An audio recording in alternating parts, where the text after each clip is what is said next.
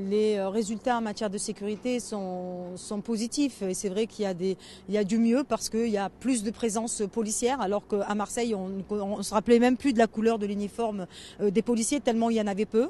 Depuis, il faut reconnaître qu'il y a plus de présence policière, qu'il y a un travail de fond qui se fait, mais pour autant il reste encore des zones très fragilisées et on l'a vu encore ce matin avec des endroits, des populations qui sont en souffrance par rapport à ce qu'ils vivent au quotidien malheureusement.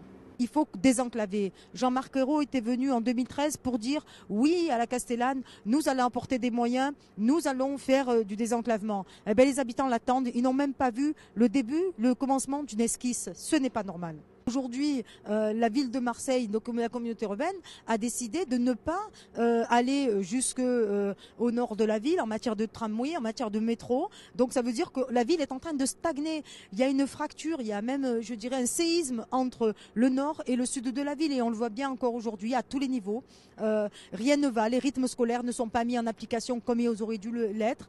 Malheureusement, je vous dis, et aujourd'hui, vous avez une image de guerre.